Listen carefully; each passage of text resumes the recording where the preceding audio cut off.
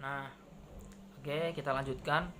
Nah, mengenai berapa lama Nabi Yunus itu berada di dalam perut ikan paus itu banyak sekali versi tentang berapa lama Nabi Yunus di dalam sana.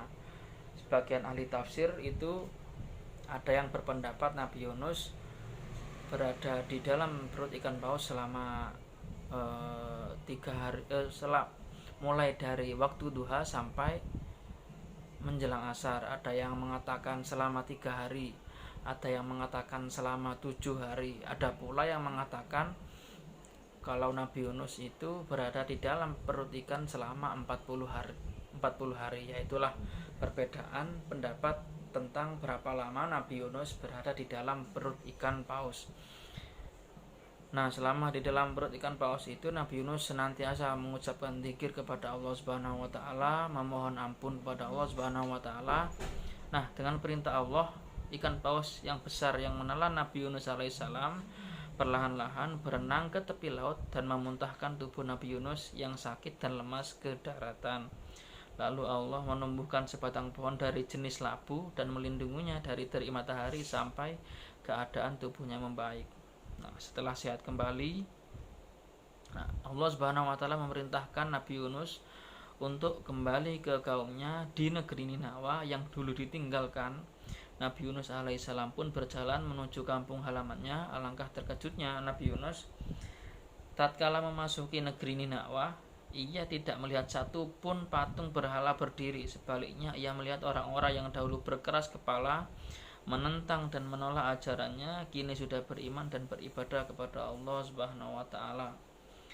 Nah, setelah Nabi Yunus itu terdampar di tepi pantai, kemudian berjalan kembali menuju negeri tempat asalnya ia berdakwah, tempat asal beliau berdakwah, beliau bersyukur, kaget dan juga bersyukur melihat bahwasanya kaumnya yang pernah ditinggalkan itu ternyata sudah tidak menyembah berhala lagi, namun mereka semua mengikuti ajaran yang sebelumnya pernah disampaikan oleh atau didakwakan oleh Nabi Yunus alaihissalam. Kemudian itu untuk meneladani perilaku Nabi Yunus, silakan kalian baca sendiri. Selanjutnya yang B, kisah Nabi Zakaria. Bismillahirrahmanirrahim. Anak keturunan Nabi Sulaiman alaihissalam secara bergantian memimpin Bani Israel. Salah satu keturunannya adalah Nabi Zakaria alaihissalam. Allah memerintahkan Nabi Zakaria alaihissalam untuk mengajarkan isi kitab Taurat dan Zabur kepada kaumnya. Nah, Nabi Zakaria ini seperti halnya nabi-nabi yang lain daripada nabi yang diutus untuk berdakwah kepada kaum Bani Israel seperti Nabi Musa, Nabi Daud, ya. Sama untuk mengajarkan isi kitab Taurat dan juga Zabur kepada kaumnya.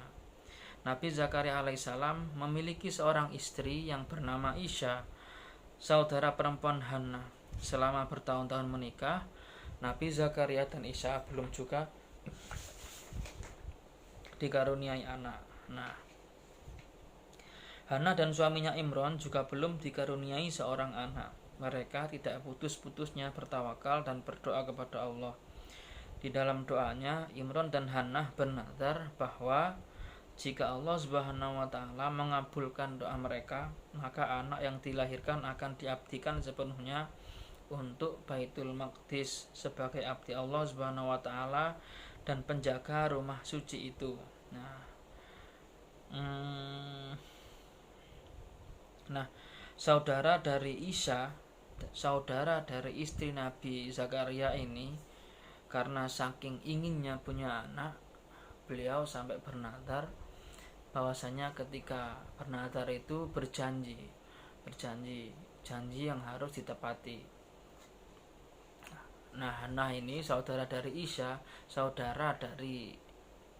istri Nabi Zakaria bernadar bahwasanya ketika nanti Allah mengaruniai seorang putra kepadanya, beliau berjanji bahwasanya anak tersebut akan diabdikan untuk menjaga Baitul Maqdis. Nah, sebagaimana yang diterangkan dalam ayat surah Al-Imran ayat 35. Bismillahirrahmanirrahim.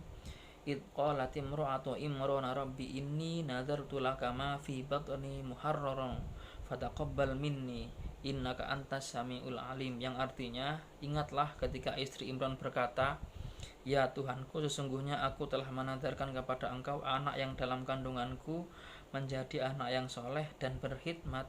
Karena itu terimalah nazar itu dariku. Sesungguhnya engkaulah yang maha mendengar lagi maha mengetahui. Ini ayat yang menjelaskan nazar daripada istri Imran, yakni yang mana saudara daripada istri Nabi Zakaria, yaitu Isya.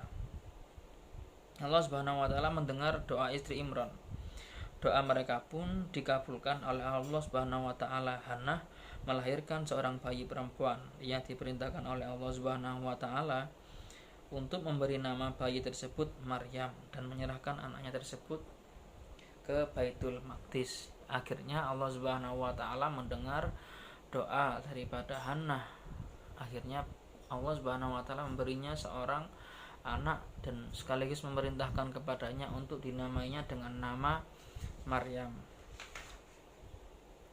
Nah, nomor 1, Nabi Zakaria alaihissalam mengasuh Maryam binti Imran. Mula-mula kelahiran Maryam mendatangkan sedikit masalah. Imran telah meninggal sebelum kelahiran Maryam. Nah, sebelum anak ini lahir, Imran ayahnya telah meninggal terlebih dahulu. Jadi tidak sempat melihat kelahiran bayi yang dinadarkan oleh istrinya.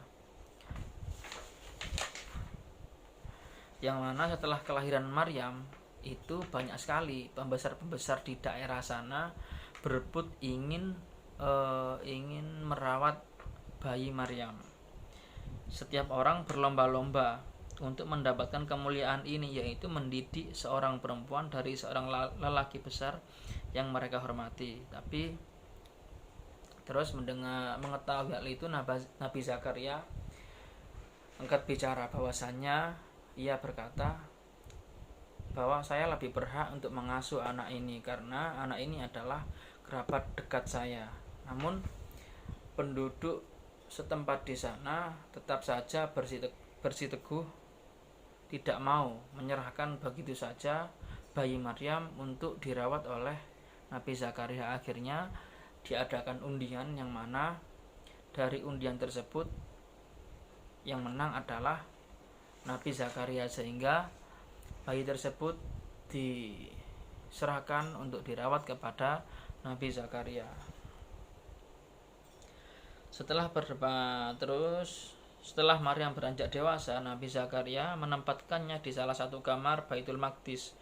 Pada suatu ketika saat Nabi Zakaria alaihissalam hendak mengantarkan makanan untuk Maryam, ia terkejut mendapati makanan terletak di sisi keponakannya yang sedang khusyuk beribadah. Kejadian itu berulang-ulang. Nah, suatu ketika Maryam sudah beranjak dewasa, Maryam dibuatkan kamar di sebuah sisi di Baitul Maqdis. Nah, Maryam ini jarang sekali keluar dari kamarnya ini. Tapi mengetahui hal ini, setiap kali Nabi Zakaria memasuki kamar Maryam ini, selalu saja di dekat Maryam yang sedang beribadah itu pasti ada makanan. Padahal tidak ada seorang pun yang masuk ke sana dan membawa hidangan makanan. Akhirnya setelah mengetahui Maryam berhenti sejenak, Nabi Zakaria segera menghampiri Maryam dan bertanya, wahai Maryam, dari mana datangnya makanan ini? Padahal tidak ada seorang pun yang masuk ke dalam kamarmu. Nah, kemudian Maryam menjawab, makanan itu datang dari Allah Subhanahu wa taala. Sesungguhnya Allah Subhanahu wa taala memberi rezeki kepada siapa saja yang dikehendakinya tanpa hisab atau perhitungan. Nah, ini adalah jawaban Maryam bahwasanya makanan-makanan yang dijumpai oleh Nabi Zakaria ini langsung datangnya dari Allah Subhanahu wa taala. Ini adalah sebuah keajaiban. yang mana hal ini juga diterangkan dalam surah Al-Imran ayat 37.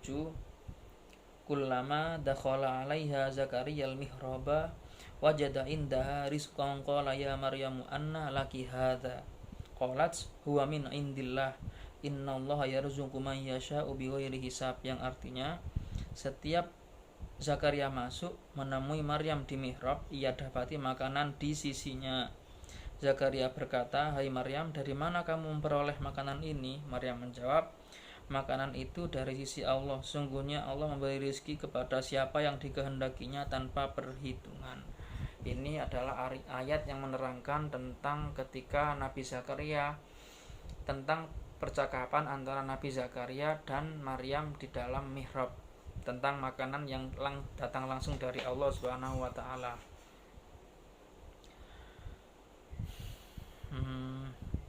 Karena hal inilah kemudian Nabi Zakaria meyakini bahwasanya Maryam ini adalah salah satu dari hamba yang memiliki derajat luhur di sisi Allah Subhanahu wa taala. Terus kesabaran yang berbuah manis itu silakan kalian baca sendiri karena waktu yang tidak memungkinkan. Mungkin untuk hari ini itu saja materi PI-nya. Semoga menjadi ilmu yang bermanfaat. Apabila ada yang belum dipahami bisa ditanyakan via WhatsApp kepada saya langsung. Baik, itu saja untuk pertemuan hari ini. Semoga bermanfaat. Tetap jaga kesehatan. Assalamualaikum warahmatullahi wabarakatuh.